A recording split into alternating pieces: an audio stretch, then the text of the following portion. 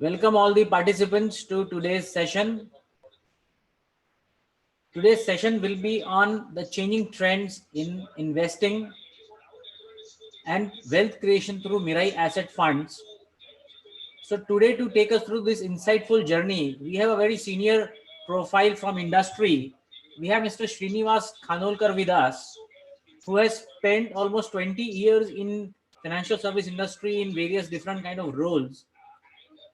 Mr. Srinivas is an MBA in finance and had been with Mirae Asset since last 13 years, driving their national sales, distribution channels, wealth management and banking tie-ups, and had been playing a very instrumental role in scaling the business. And he understands the nuances of on the ground behavior of clients, as well as how distributors like us basically are typically aligning our sales teams. So Srinivas brings a very rich experience.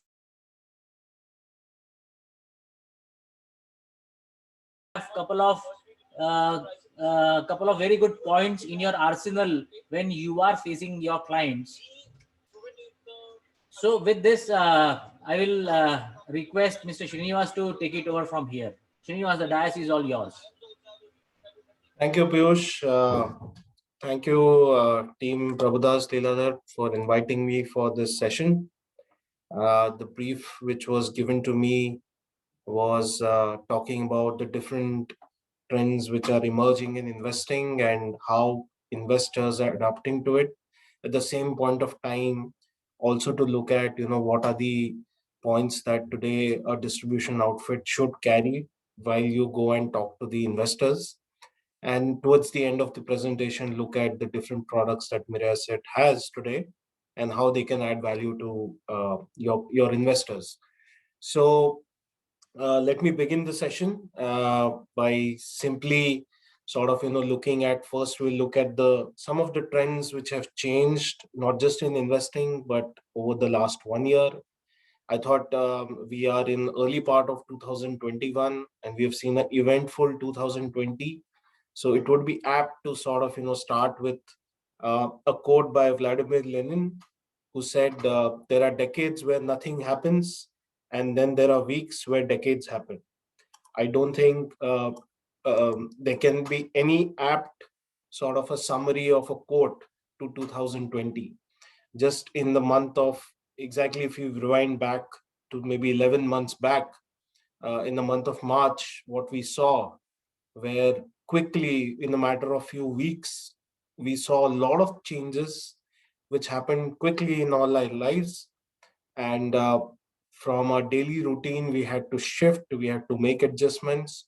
And the rest, what has followed over the rest of the year, is all about trying to work out a solution towards working in the same environment that we are in today, and to see to that the business doesn't get disrupted. So let us begin by a quick recap of 2020. The year started with a very ominous note, hopeful year. We thought that this is the year when Indian markets would and the economy would actually come back. The earnings would come back, and it could be a good year for the markets. But right at the beginning, we heard news coming in from the coronavirus thing, which was happening in China. And then from there, it started percolating to different corners of the world. What followed after that was lockdown, where most of us had to stay home and stay safe. We saw the stock market sort of take a big beating, almost 38% down. We saw the unemployment ratio across the world shoot up, especially in developed markets. Um, uh, and then we saw people adopting to the new life of masks and shields and sanitizers. And then Zoom, incidentally, we are doing this session on Zoom. Zoom became a very integral part of us connecting with each other, talking to our clients, talking to our distribution network, and sort of taking as much information as possible. Uh, After that, what followed was the stimulus packages, which were rolled out from most of the places. Then came the Then came the OTT platforms. When I say OTT, what does it mean? These are all the digital Netflix and the Amazon Primes of the world, where people started getting hooked onto movies, started releasing there. Then we started seeing that, when there is distressed environment, how do you make good in business? And we started seeing a lot of business deals happening. One of them we saw was a pretty large deal which happened. Some of the FDI money started flowing back to the country. We saw first probably $1 trillion valuation in across the world. After probably the East India Company, we saw one company which was at $1 trillion market cap. Um, then we saw the election in 2020 in US and what unfolded. And towards the end of the year, we saw that the markets had touched all-time high. In fact, we have touched even higher grounds. So that was what 2020 was.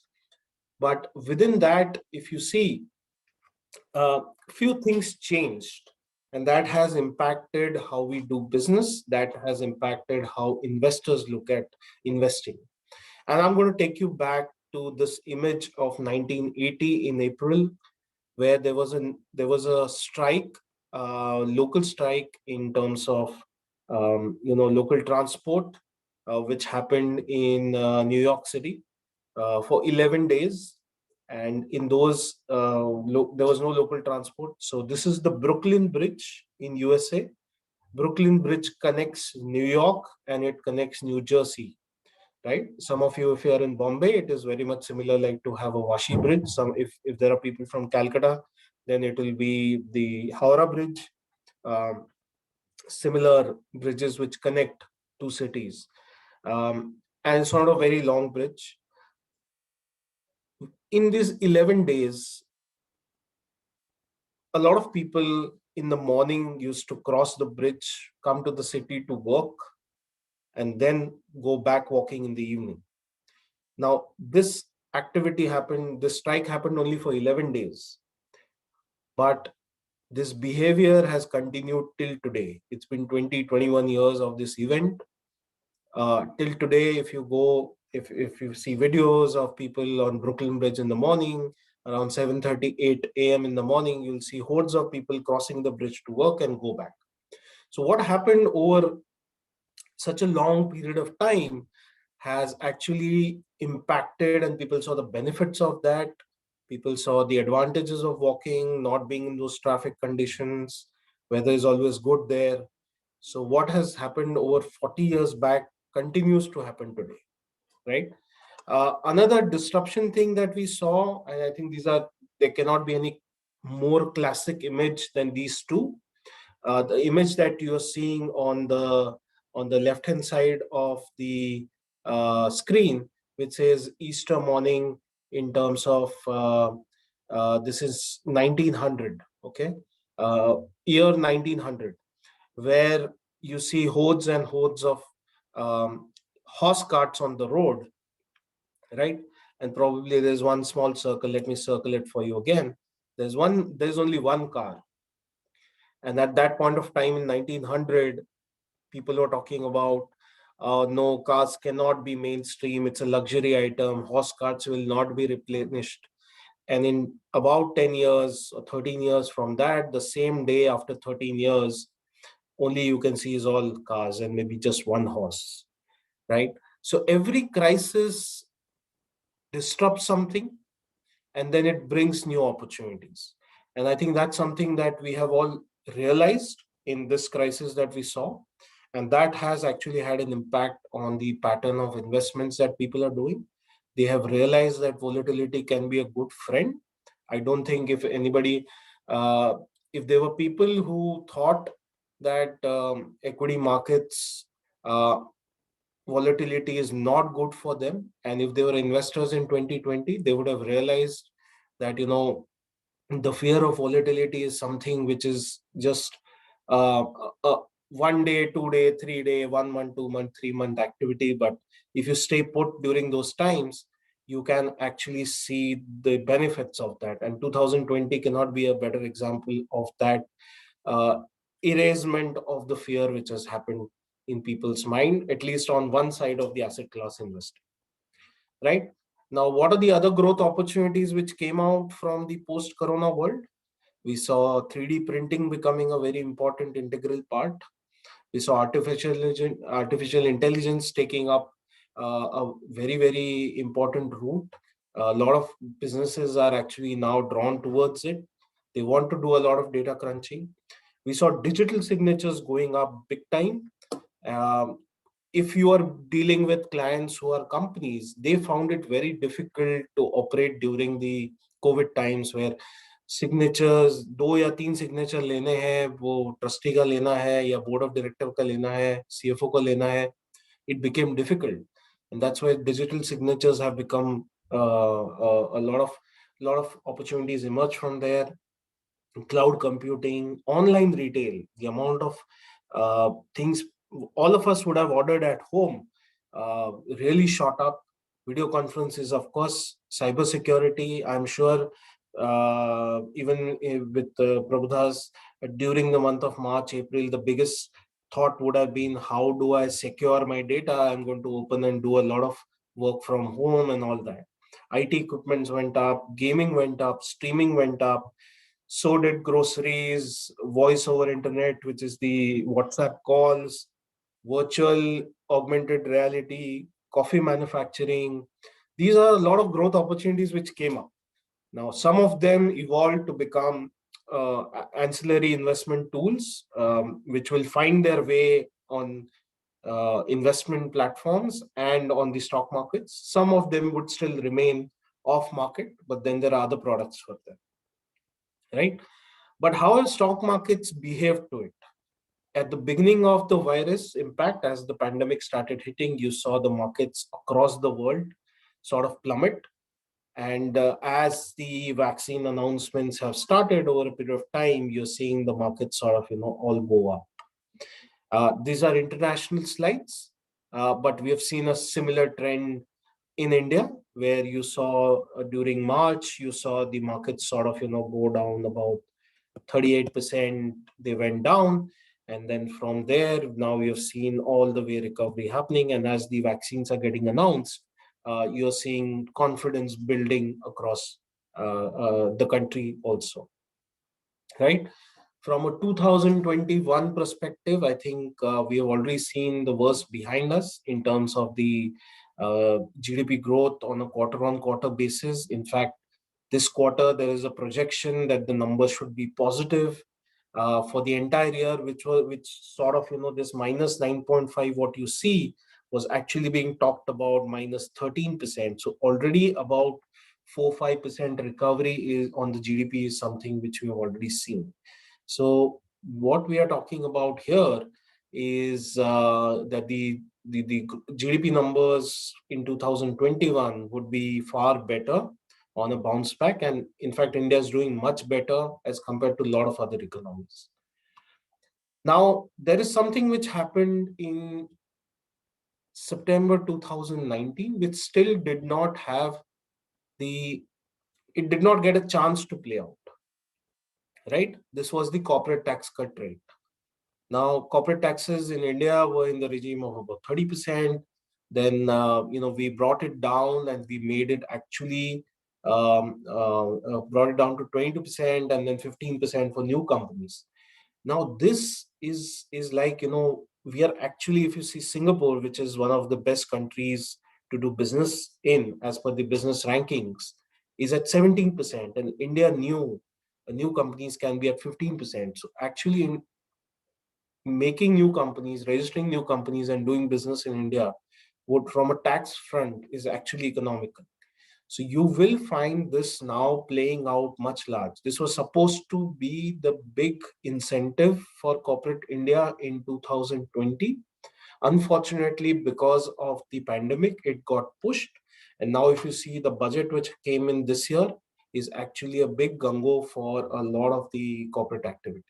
So this is something which did not get a chance to play out. It will play out in the future, and that actually tells you that India going ahead from a economic as well as from a market perspective will do significantly better, and things or at least from an investment cycle perspective would be much better off than what we have seen in the past. Apart from that, we are seeing the COVID vaccine rollout, which started from 16 Jan. And I think the way they are covering now, probably the mortality rate of India also is probably one of the lowest across the world. Some of the scientists are baffled. Some of the people who predict trends are also baffled the way India has been able to come out of, or maybe the number of cases to mortality is so low in the country.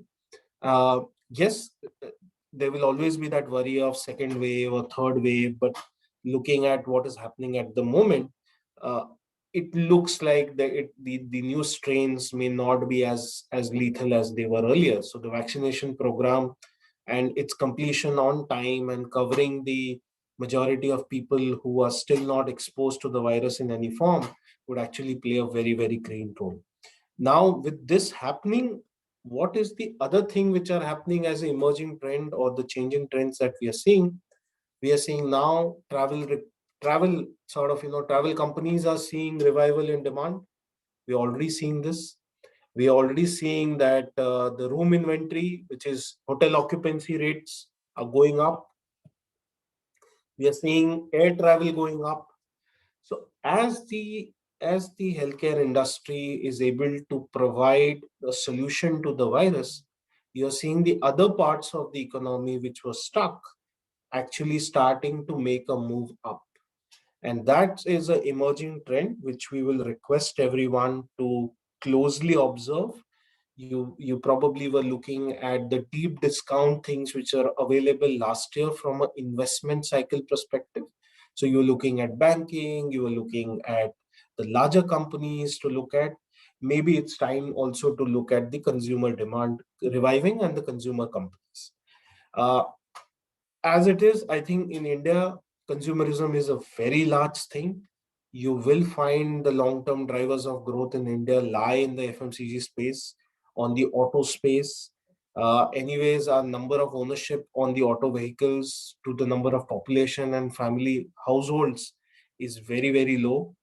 So we have to keep growing on that. That will grow. White good adoption ratio is also increasing, as well as we are seeing the retail story is just beginning. With India now reaching $2,000 per capita income, we will see the discretionary spends also increase. So you're already seeing QSR. What does QSR mean? It is the quick service restaurants, which means most of these restaurants where you order online and there is a chain of restaurants that you will find.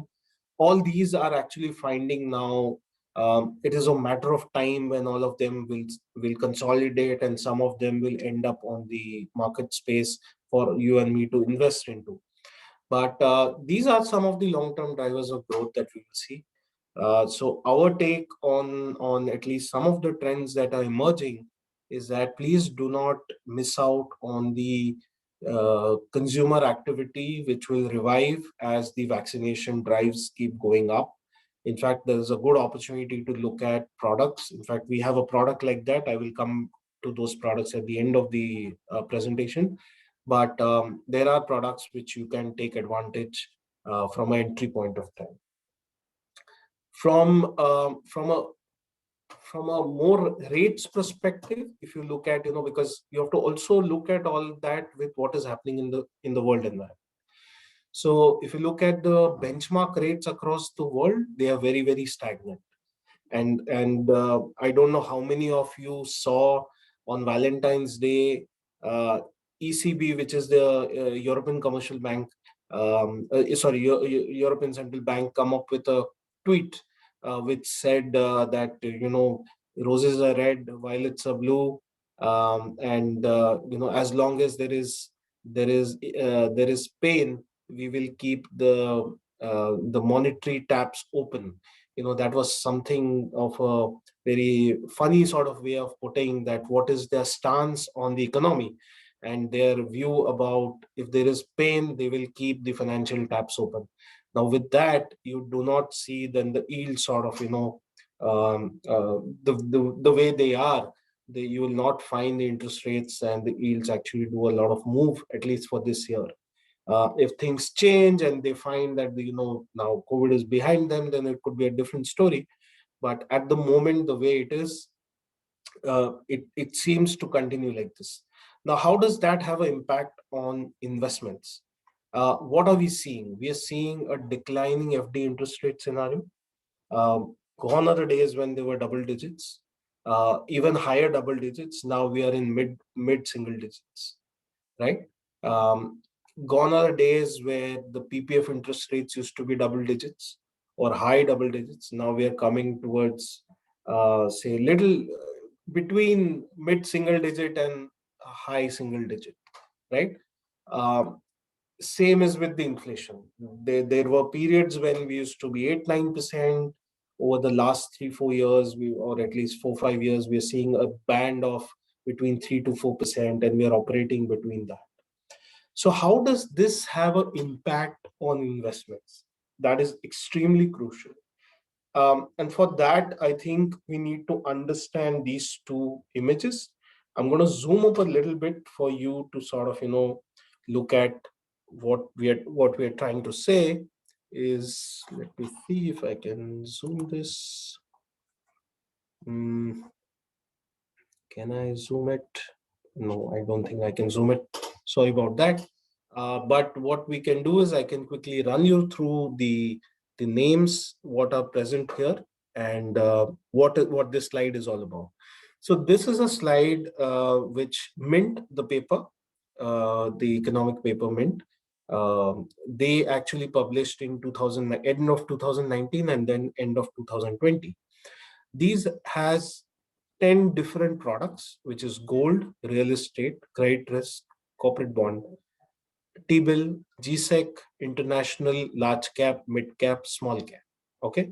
And they have compared the returns of each of those categories over last 10 years. So the right hand side chart tells you between 2011 to 2020. The left hand side tells you about 2010 to 2019. So it was that one 10-year period and then last 10-year period.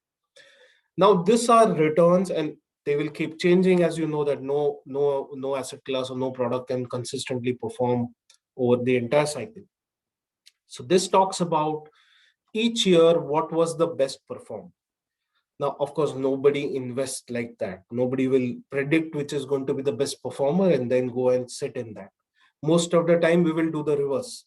Last year, this was the best performer, so we will actually go and invest in that.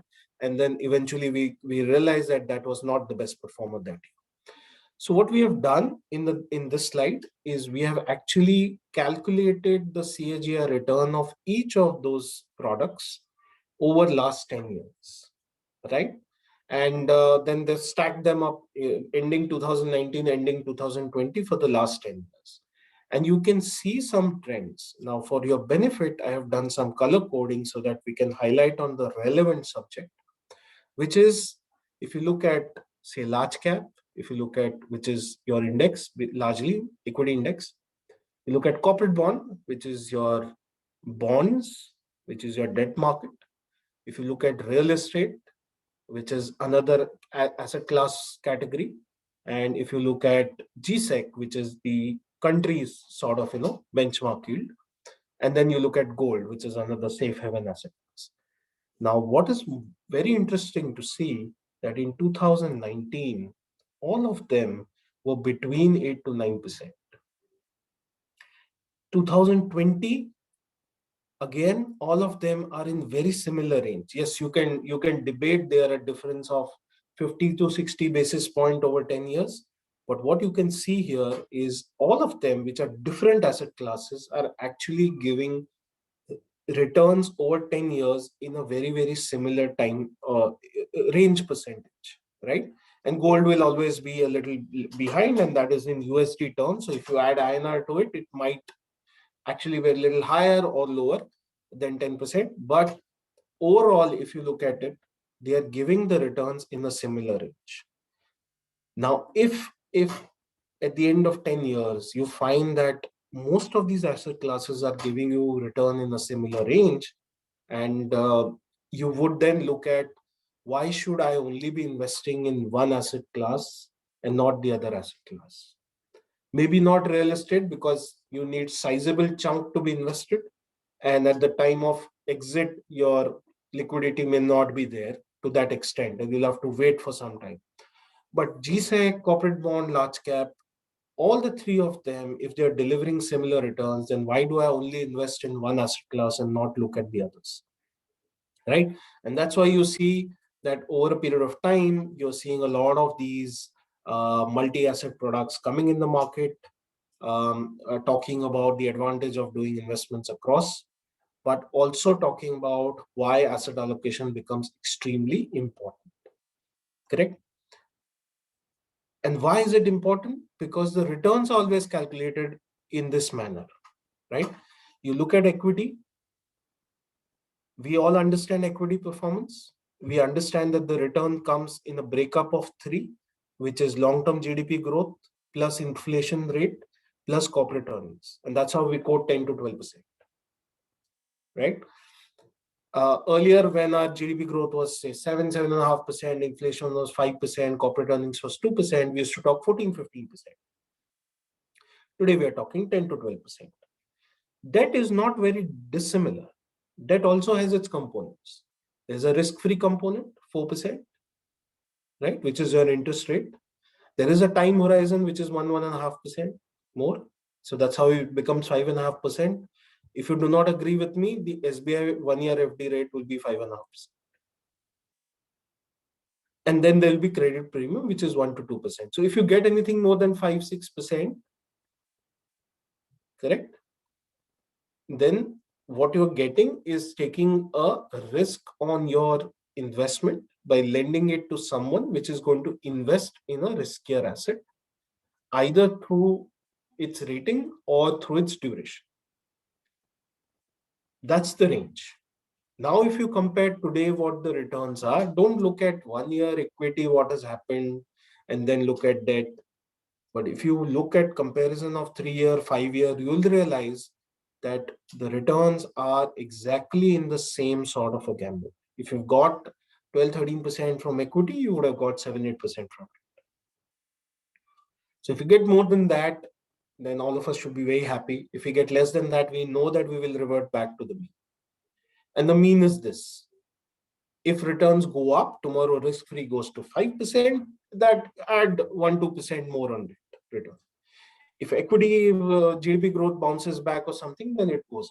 So this is very important for us to understand because the investment trends are changing. People want to now invest across all asset classes. Correct? Now let's look at certain things which I'm sure you guys do, but just for some clarity of thought, I thought I will draw up certain assumptions and look at certain products and portfolios in that manner. So let's look at say equity large cap, and can we compare it to debt in a way? Okay, so what do you have? You have the large cap fund, right? What is it? It's the top 100 companies by market cap, and what it has to do, the funds have to do in large cap space, they have to invest minimum 80% in the top 100 companies. Correct?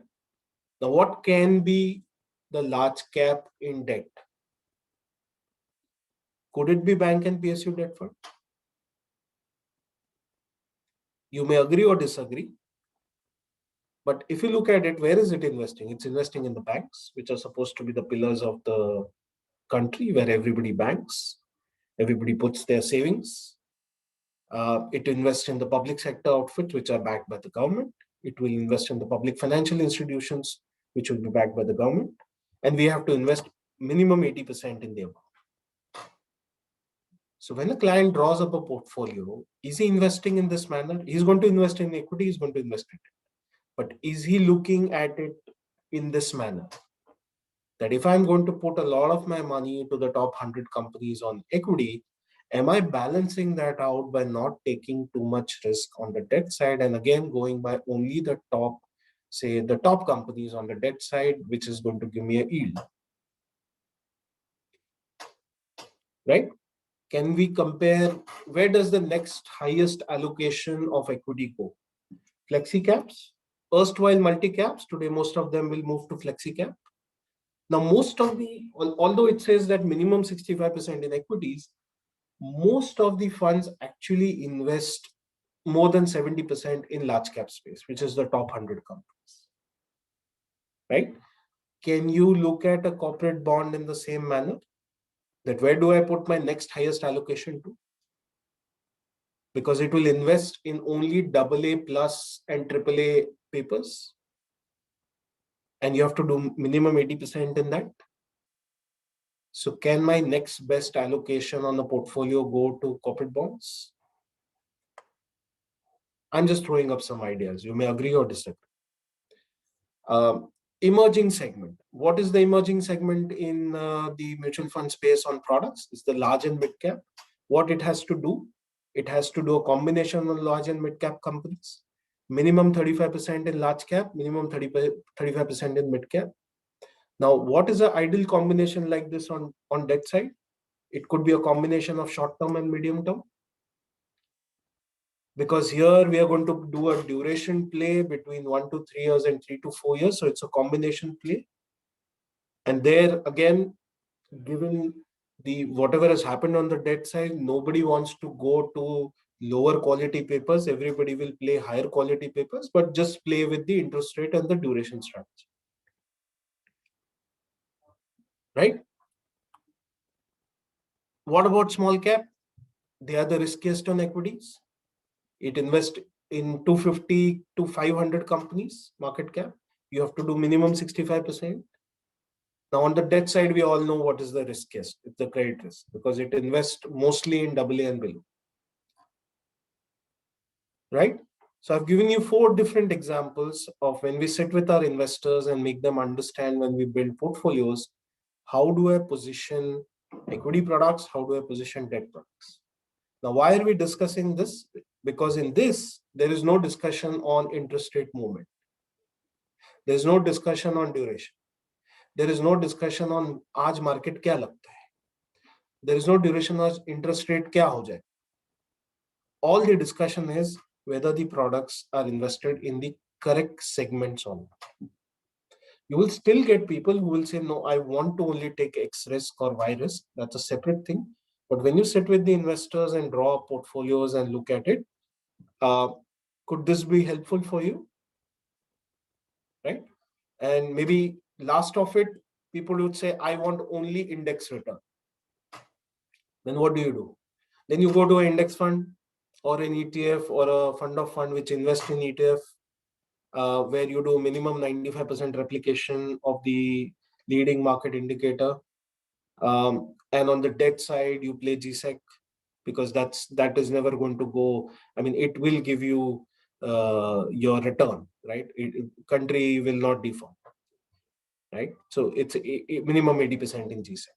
So if you compare in this manner, then it becomes easier for an investor to understand which segment he should always be playing and which segment he should only play when he feels there's a market movement upwards, downwards, or on the debt side. This is the thing. Otherwise, 60-70% of his portfolio will be well designed, and I wouldn't say immune to risk, but at least you will be minimizing the risk effort to a larger extent, right? And if we feel that no, that's something which investors don't understand, then we may not be reading the market correctly, because this is what we are seeing. We are seeing that in equity, which is considered to be the wealth creation asset class, is only growing 10% in terms of number of new folios being created or new investors coming. And again, in that, the increase is only in fund of funds, ETFs, and index as percentage. So they want to do index-led investing.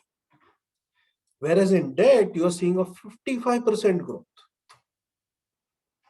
Out of every 10 folios, 6.3 folios are retail in nature.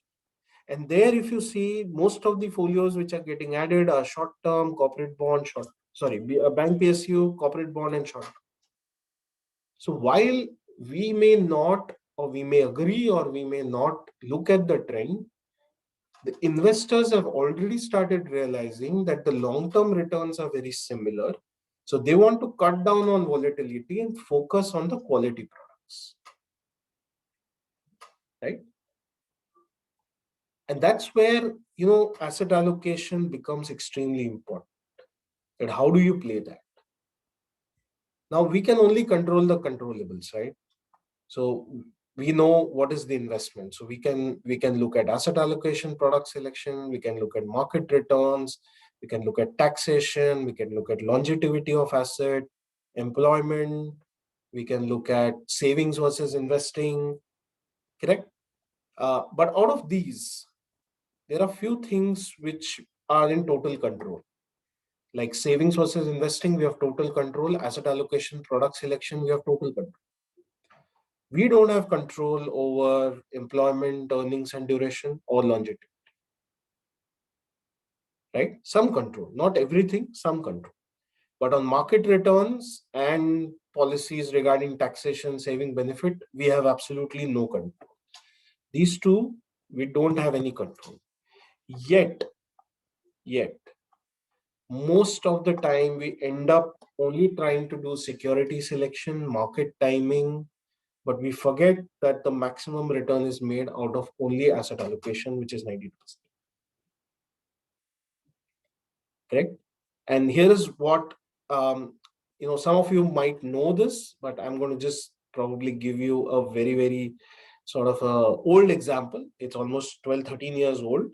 But imagine in 2008 when IPL just started, you were sitting at one of these auction tables and you were building a portfolio of players in that case, but we will try to build a portfolio, right? And so there were two business owners, owner A and owner B. Owner A decided to go for the best team and the most flamboyant team in the market, which was best suited for boundary hitting capabilities, strike rate, um, and win at all costs sort of an attitude, right? Um, Eventually, if you went up by buying these sort of names in your portfolio, your overall cost of the portfolio would have become expensive by. And if you look at the names that you have in the portfolio, the most of them can play in only one or two positions. They are not equipped to sort of, complement each other, right? Think about 2008, okay? Don't think today. Today, they might have evolved to do some different things in life. But during those times, all of them had similar abilities and deliverables. And the other business guy decided to make a team which suited to the conditions, sort of complemented each other, right? And they were not really big names, maybe one or two, but not everyone. So their team cost was a value buy, correct? Now, eventually, you've seen there are a few people who are raising their hands. Maybe we'll come back to you. We'll come back to you. Eventually, you see people. The value team actually wins, and the expensive team doesn't. Now, it's all about whether your assets were correctly allocated or not, right? Now, let me take some example. We've done some workings, and I would like to share that with you. Um, we looked at last 5 year data, and we looked at if investors were making sort of portfolios um, using last 5 year data, and looked at if if on the equity side if on the equity side we had say large cap 40%, multi cap 30%, mid cap 20%, small cap 10%. And these are all the returns of those categories over the last 5 years. This is the average category return of all the funds in that category, right? So, and then we talk about 65-35, equity में 65 होना चाहिए, debt में 35 होना चाहिए, correct? So if you did a 65% and this, then your portfolio return would have been, you have to multiply your return multiplied by the percentage, then you would have got about 11% on your equity portfolio. And adjusted to 65%, you would have got about 7.19 on this allocation. On the debt side of the allocation, you would have gone by, say, bank PSU, corporate bond, short term, and credit risk. 40, 30, 20, 10. I'm taking like to like what we understood from our previous slides, large cap to bank PSU. I had used flexi cap there, but today it is flexi cap. Earlier it was multi-cap. Multi-cap to corporate bond, say mid cap to say short term, large and mid cap as a category was not there. Small cap to credit risk, and using the same percentages. Here your composite return would have been 7.35%. Now adjusted to the weight, which is 65% and 35%, your return would have been 7.19 and 7.19 and then 2.57, which means you would have made a combination return of 9.77.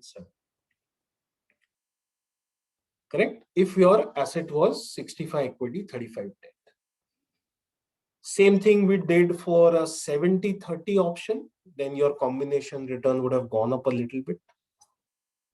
By increasing 10% equity, your return would also definitely go up a little bit. And by doing 80-20, the return went up to 10.32. Correct? But what is very interesting to know is that the hybrid equity fund category has actually outperformed all those combinations. And the difference between a 90-10, which is 90 equity and 10 debt, is about 10.77. So it hybrid equity has underperformed that by only 30 basis point over last 5 years.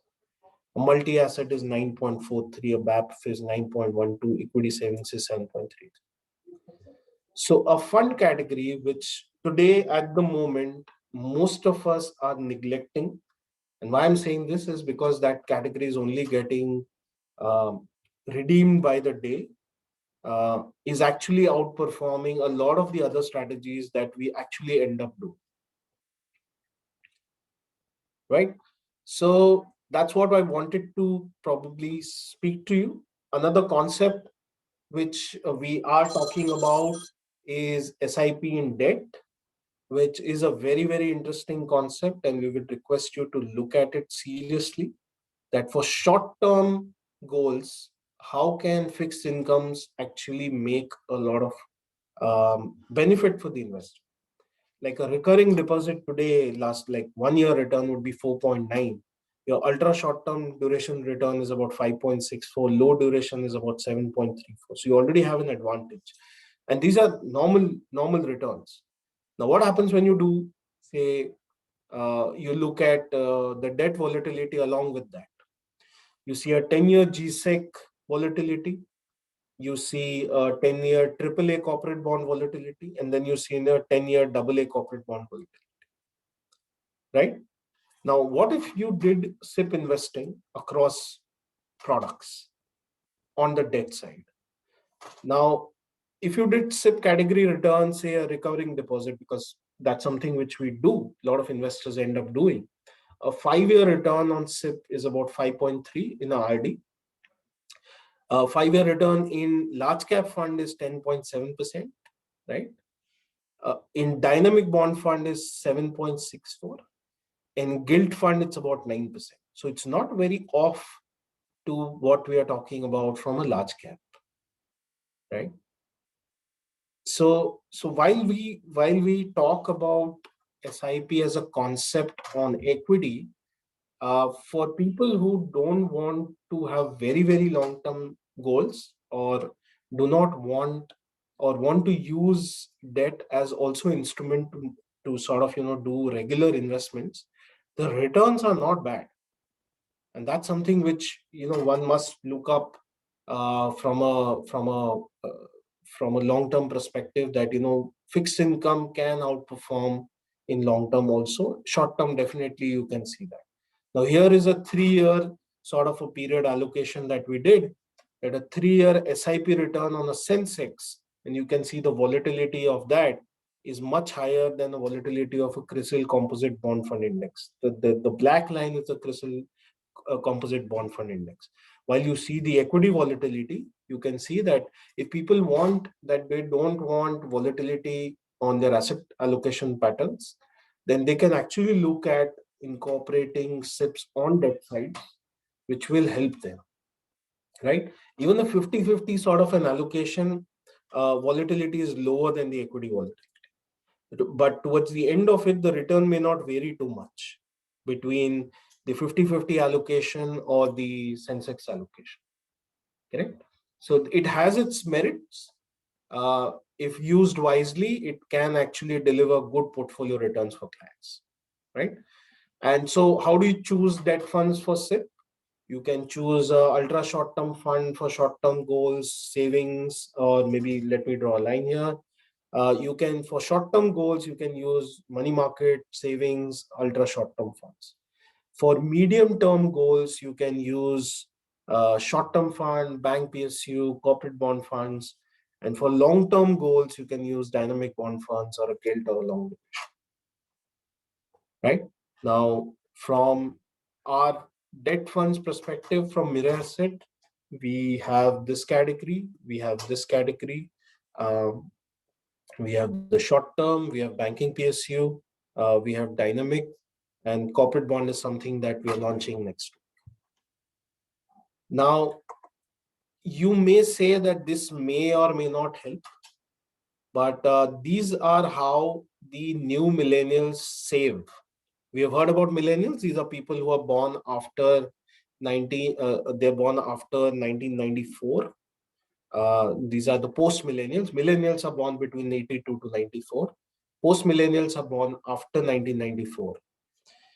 You can see the things across different pay group. Okay, payment earning less than 30,000, earning between 30 to 75,000, or earning more than 75,000. People can, their incomes can vary. But when it comes to why do they save, maybe one, children's education, maybe retirement, and little bit of purchasing asset. I'm not saying entirely, little bit, because we don't know what assets they are purchasing. All the other reasons why they are saving are not long term in nature. Now, if they are not going to be long term in nature, they are not going to come to asset class which we say is long term in nature. Now, where will this sort of money go? Either it will sit in bank account, or it will try to play something in the markets directly. But if you can position the debt funds properly, a lot of this money can be moved to mutual fund in the debt segment, right? And this is hardcore data. There is nothing which is I'm envisaging or I'm saying this will happen. These are what those people are doing, right? So what are some of the emerging trends that we are seeing now? I'm not going to spend too much time over this. I think this is something which has been spoken a lot. So, and we have seen that the benefits of that, but I will like to talk about how other economies traveled, how much time they took for travel between that $2.5 trillion to $5 trillion, right? Japan took 7 years. China took 4 years. US took 8 years. We were trying to do it in about 4 to 5 years. Maybe pandemic has set back all of us a little bit. But you know what happens is when such GDP growth movement happens, these are a number of products and these are a number of times the economic activity goes up. In 2001, India had about 14 million travelers. Now India has about, by the end of 2018, we had about 123 million travelers. Steel production in 2001 was about 34,300 metric ton. By 2018, it was 1 lakh metric ton. Cement was about 1 lakh, it went to about 3 lakhs, and it will only go up as your economy goes up. So a lot of the sectors, a lot of these segments grow, and they grow multifold, right? And that's why economic development is so important. So you're doubling your economy, which means a lot of these things double. They in fact grow to much larger extent. Now, along with that, you have the benefit, India has the benefit of a very young population. That's why I was talking about consumerism in the past. But there is something else which I would like you to focus on. In 2005, India had 219 million households who had income. Okay. 220 million families थी, जिनका house hold income था, जिसमें से 70% was in the low income group, 23% was lower mid, 7% in upper mid, and about 1% in the high, right? By 2018, this became 293 million families which had household income. Now you see the change, 69% became only 43%. So the middle class, as we speak about, actually went up big time. And there was also a growth in the highest income group. Now, by 2030, it is forecasted that India will have 386 million families with household income, where the lower income group will only contribute 15%. The lower and mid will contribute 23%, but that's 132 million households from 51. Upper mid will contribute 168 million with 44%, which was only 7% in about 15 years back. And the high income group will have 30 million families with about 7%. Now, what is very interesting in this is I'm going to draw 3 lines here, and maybe then we'll look at it, what segment they belong to. The lowest income group is where the Jan Dhan Yojana accounts operate. This segment here, which is the lower mid, is where the retail banking segment operates. This is where the wealth management operates, right? Now, it's up to you. You want to operate in this segment, or this. There is enough. This segment may be receding, this segment may be receding. The other two segments, these two segments, have enough potential clients for you to go and tap into, right? So I will quickly introduce, since we are doing probably one of the very first session after a long time with Prabhudas Lilladher network. I'll just quickly give a glimpse of what Mirae Asset is and what our funds are before we open it for the Q&A session. So we are a group which manages about $459 billion of assets across the world. We have 15 offices across the world, and we have operated in almost 40 countries through various funds that we have. India business, I'm very happy to tell you that we have crossed $10 billion of AUM in this country. I can only give you data which is slightly dated because that's what a compliance allows me to sort of showcase.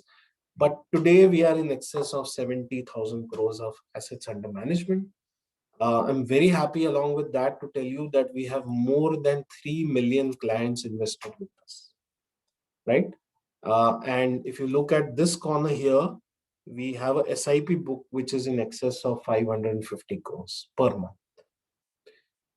From a growth perspective, you can clearly see that, where we started, how we were, and over the last few years, how our AUM has gone up.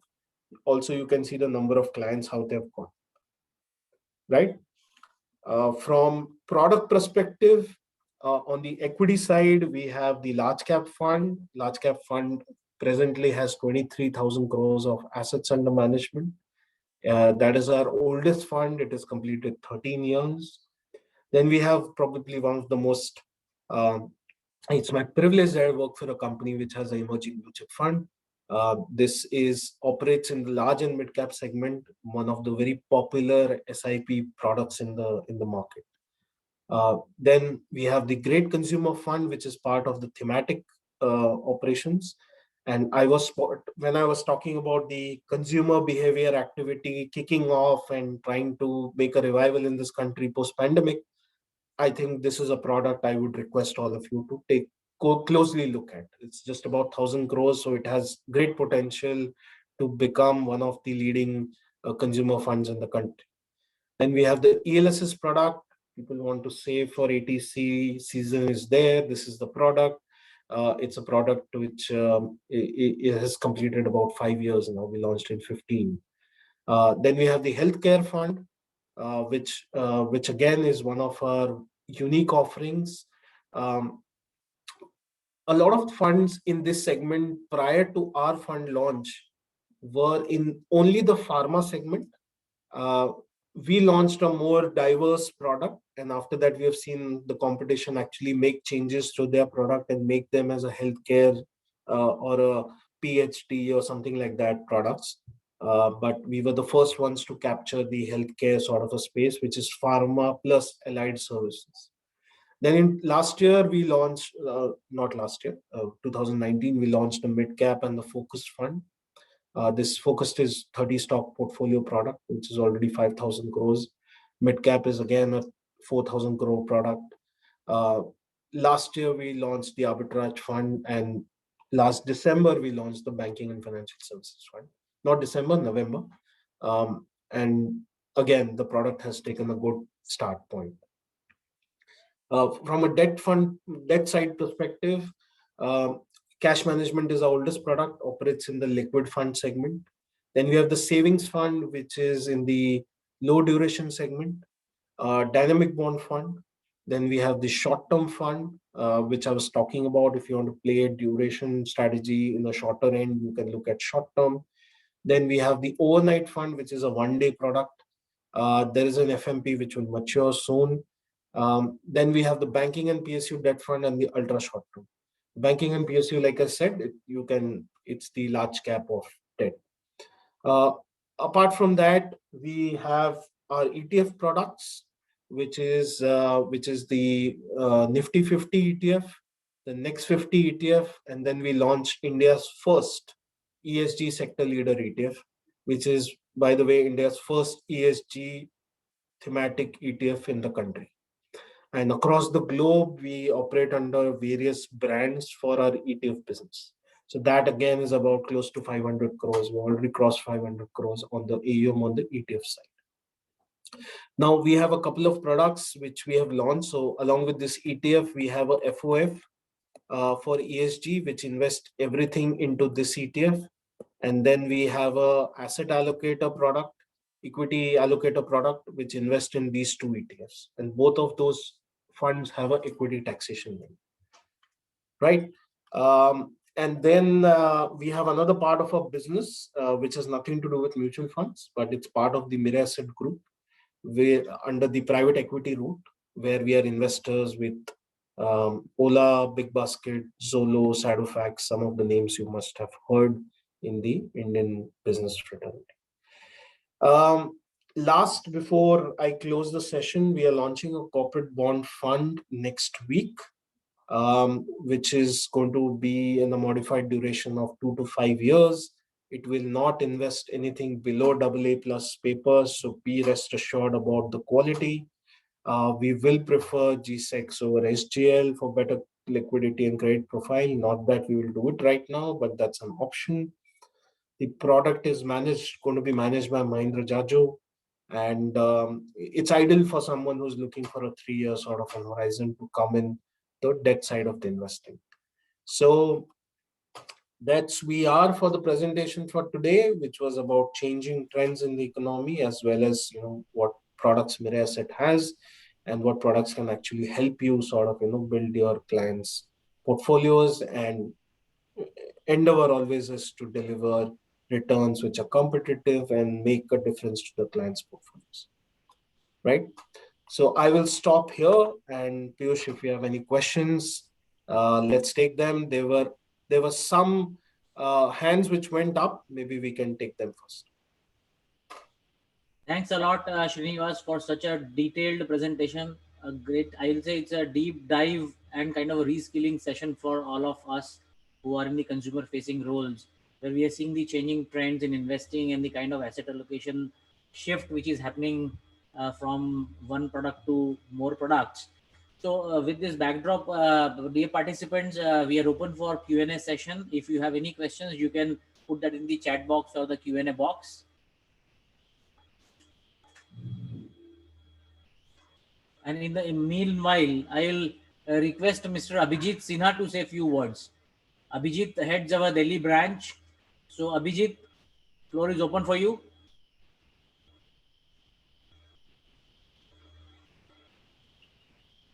So, Piyush, Yeah, Abhijit. hello. Audible? Yeah. Hello. Yeah. Yeah, So Vijay. Piyush, thanks to yeah. Hello. Yeah, Vijay, go on. Some network issues. Yes. So thanks to Srinivas for such a beautiful detailed presentation.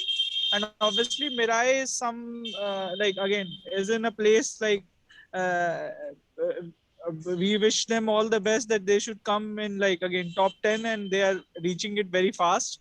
And we'll surely look forward to again uh, for the debt funds which he has recommended. And obviously it was a beautiful insight in terms of debt categories, because there is a lot of confusion which is going on at this point of time, like where to invest, like corporate bonds, banking PSU, short, ultra short, or anything. So thanks for the updates, and obviously we look forward to some kind of allocation in the current fund. So maybe we'll double you, Piyush, and Thank you, Abhijit. I'll request Mr. Samir Shah, who heads our advisory for the Eastern Zone, to speak few words about the presentation. Samir bhai. yeah.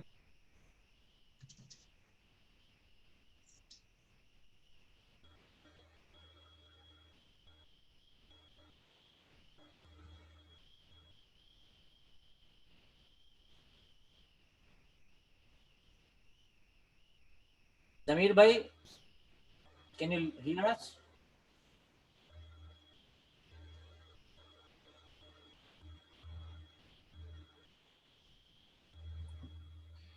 Piyush, I think there was this Mr. Nyaneshwar Sabli who was raising his hand for a long time.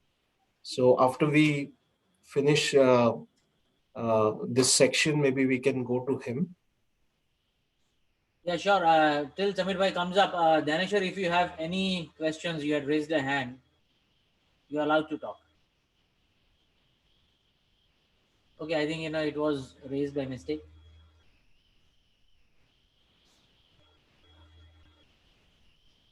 Sure. Are there any questions from anyone? No, there's no question actually.